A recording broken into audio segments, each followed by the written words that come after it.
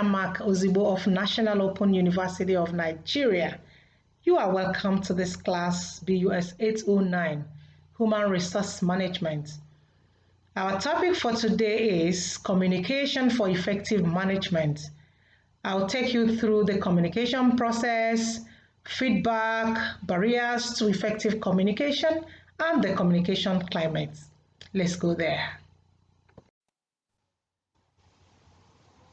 Topic 2. Communication for Effective Management. Nothing is more central to organization effectiveness than the ability it has to generate and transmit information among the stakeholders. We can see that the effective communication, that's a crucial tool that a manager has in his disposal for the development and the sustenance of a smooth and functional work team. And this is important for directing the employees and for controlling their activities toward the accomplishment of corporate goals and objectives, as well as satisfying the aspiration and expectations of employees. So communication, we know, is a major activity of business organizations. Having the ability to communicate clearly and quite accurately is one of the most valued skills in business. Communication rarely results in effective transmission of information for the following reasons. Number one, if the information is distracted, and if the receiver cannot interpret or use the information, or if there are other forms of barriers to effective communication. Through effective communication, the manager is able to inform, he's able to establish, he is able to disseminate information. He can influence, he can lead, he can motivate and mobilize his subordinates. He can actually activate, direct, instruct, and control things by way of effective communication. Feedback. Feedback is a process of clarification by way of asking questions and repeating the message to make sure that the encoding and the decoding will always result in mutual understanding of the messages. This is very important, but sometimes neglected. The feedback process always draws attention to the fact that true communication is a two-way process. Yes, this is true because receivers are not just passive absorbers of messages. They receive the message and respond to them. This response of a receiver to sender's message is what we actually call feedback.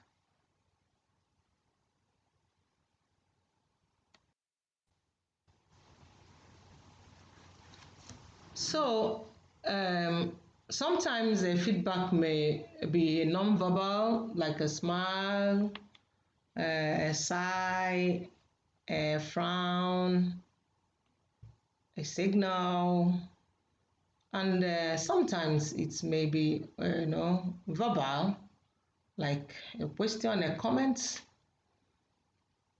It can also be written. So what we know or regard as feedback is your audience's response, which enables you to evaluate the effectiveness of your message. If your audience fails to understand what you mean, you can tell by the response, and then it's up to you to know that it's time to refine your message accordingly before sending back. So it's important to give your audience a chance to provide feedback and communication. Managers must create environments that encourage feedback. There are a lot of ways in which organizations can take feedback from their employees. Ways like employee surveys, through emails, through open door policies, and so on. We have observed that employees are not usually willing to provide feedback, and so the organization has to work a lot harder to get accurate feedback or information from the employees. Organizations should be receptive to their employees' feedback. A manager should, however, ensure that the feedback should focus on a particular behavior. A feedback should be impersonal, should be goal-oriented, should be well-timed, and must ensure understanding. The communication process, as you can see in this exhibit, entails the sender encoding, the message itself decoding, receiver. And feedback is important here, as we can see. Let's get to explain them one after the other.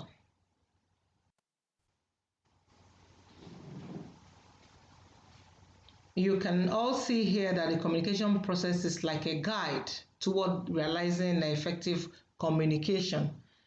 It is through the communication process that we can share common meaning between a sender and a receiver. And individuals that follow the communication process will have the opportunity to become more productive in every aspect of their profession. So we can conclude that effective communication will always lead to understanding. As we continue in communication process, we can see that the process is made up of 4 key components, and those components include encoding, channel, which is the medium of transmission, decoding, and feedback.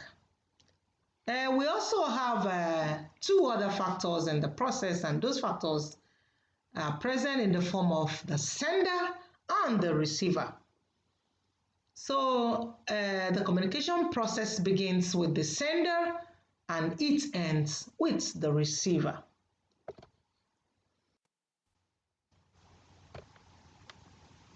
The sender is an individual, a group, or an organization who initiates the communication. The sender's experiences, attitudes, knowledge, skills, perception, and culture can influence the message. And all communications begin with the sender. Maybe in written words, spoken words, or non-verbal language. The next is the encoding process. And is the first step the sender is faced with, which we know involves the encoding process of translating information into a message in the form of symbols that represent ideas or concepts. The process translates the idea or concept into the coded message that will be communicated. The symbols can take on numerous forms such as languages, words, gestures, and they are used to encode ideas into messages that others can understand. A good way for the sender to improve encoding their message is to mentally visualize the communication from the receiver's point of view. The next is the channel, which is the medium. And this is the means used to convey the message. Most channels are either oral or written, but currently visual channels are becoming more common as technology expands. Examples of common channels are, we can have telephone, we can have the written type such as memos, letters, reports, and so on.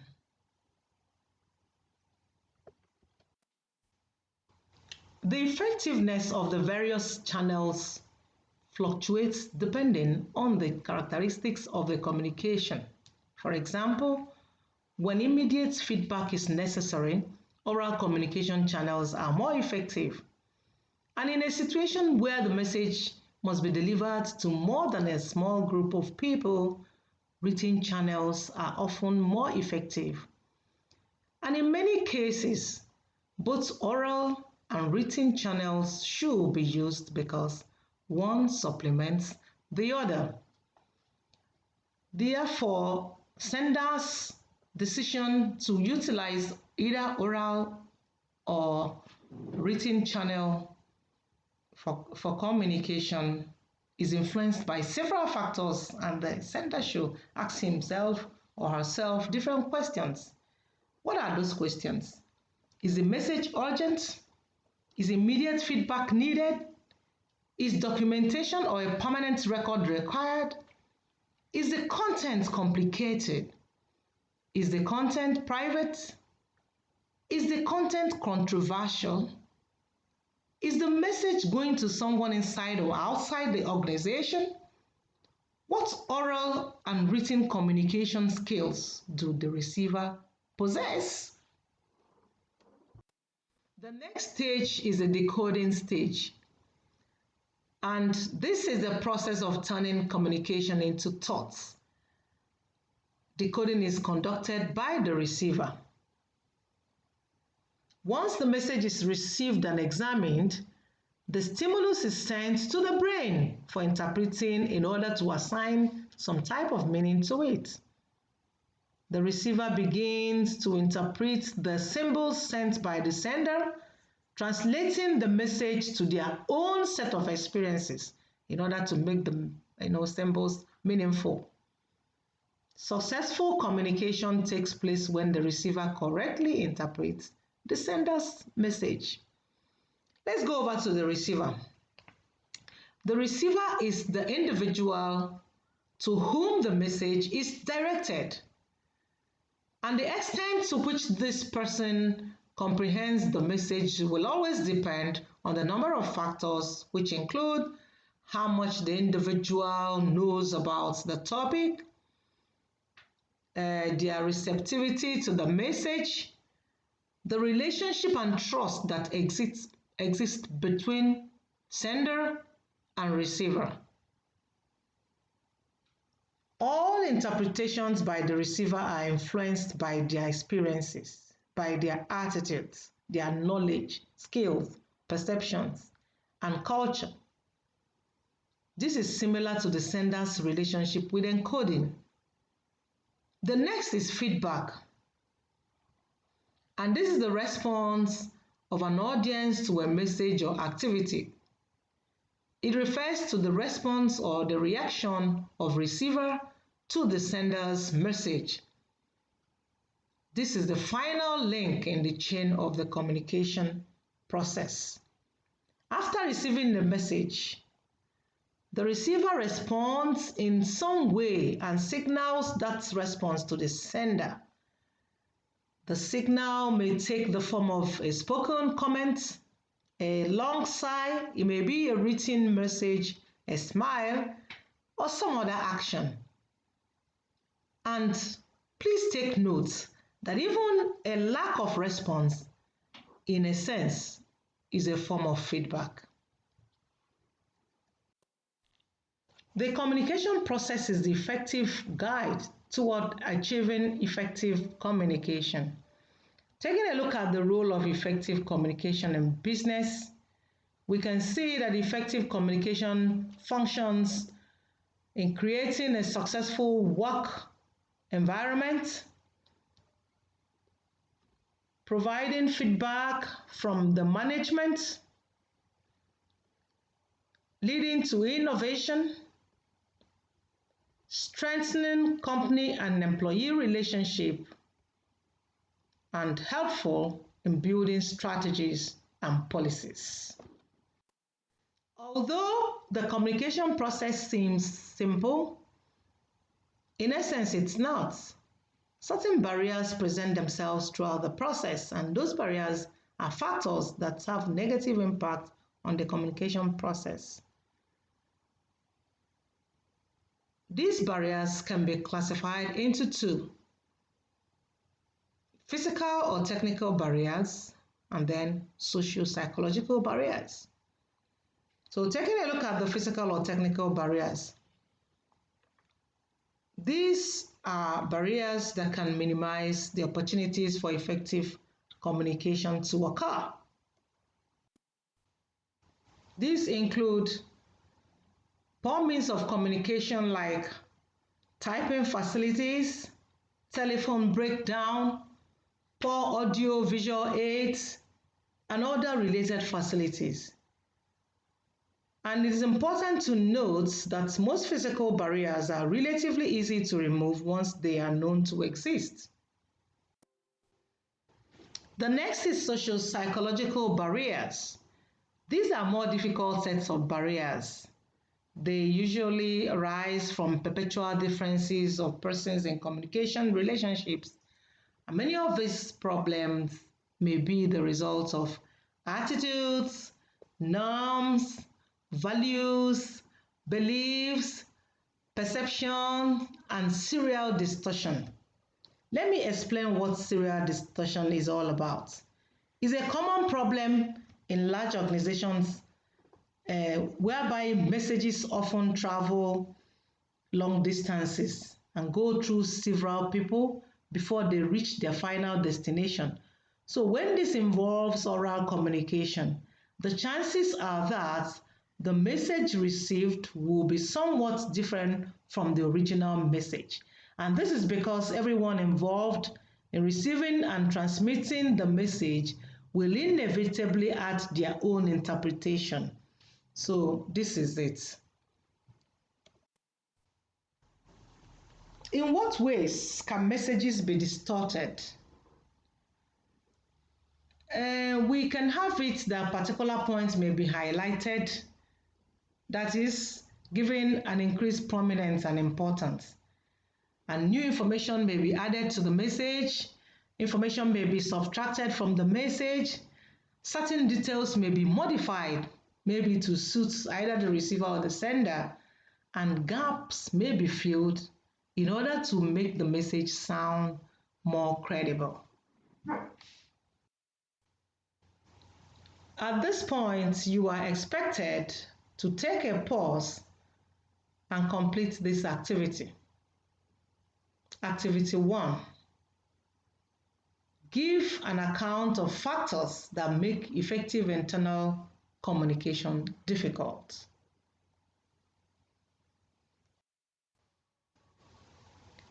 The communication climate.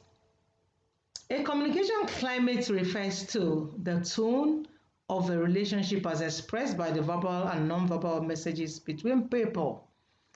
And there's a crucial question here. Why is it that communication often seems to flow more smoothly within some groups of people than others? And the answer is that the prevailing communication climate directly influences the extent to which communication is a positive or negative force in an organization. The communication climate is created by the way people feel about each other. A positive communication climate is created when people feel they are valued, when people interact confidently, their relationships are built on openness, honesty, and trust, which comes from the goodwill they feel toward one another. People are willing to speak, people are willing to listen carefully and ask questions and offer feedback. Information and ideas are conveyed accurately. A negative communication climate is created when the contribution of individuals is not appreciated. Interpersonal relationships are less effective in a negative communication climate. They are more inclined to wait and see whatever happens. So let's take a look at the two types of communication climates. We have the open communication climate and the closed communication climate. The open communication climate is quite supportive and it promotes cooperative working relationships and is therefore conducive for effective information gathering and transfers.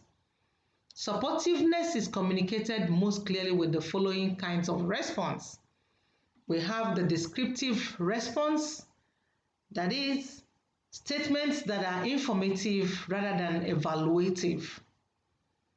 We have solution-oriented response, and that's a focus on problem solving rather than an emphasis on what cannot be done. We have open and honest response. Even if criticisms are expressed, there are few hidden messages. The aim is to help and improve. We have caring response that puts emphasis on empathy and understanding. We have equalitarian response, that is, communication that values everyone regardless of their role and status. And we have forgiving response, that is, recognizing the inevitability of error or misjudgments and the likelihood of taking action to minimize repetition. And finally, we have feedback response. These are seen as a positive and essential part of maintaining good working relationship and high levels of performance. The next is the closed communication climate. This occurs when the environment is highly political, when there is competition for approval, promotion, or resources. In this kind of environment, information is power. People often become very possessive and territorial about the information to which they have access. Effective communication is one of the first casualties in a closed and effective work environment. And communication behaviors that are likely to predominate in a closed communication environment have been found to include the following. Number one, judgmental behavior.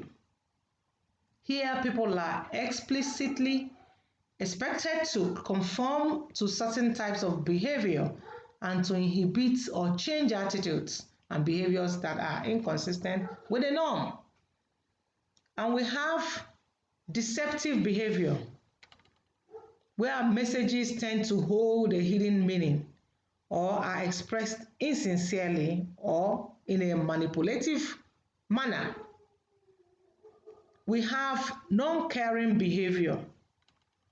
Communications tend to be detached and impersonal and show little concern for others. We have superior behavior. People's ways of interacting with each other tend to emphasize their differences in status, in skills, or in understanding. We also have dogmatic behavior. Here, there is little discussion and an unwillingness to accept other points of view or to compromise. And finally, we have hostile behavior. There is a predominantly negative approach which places little importance on the needs of others.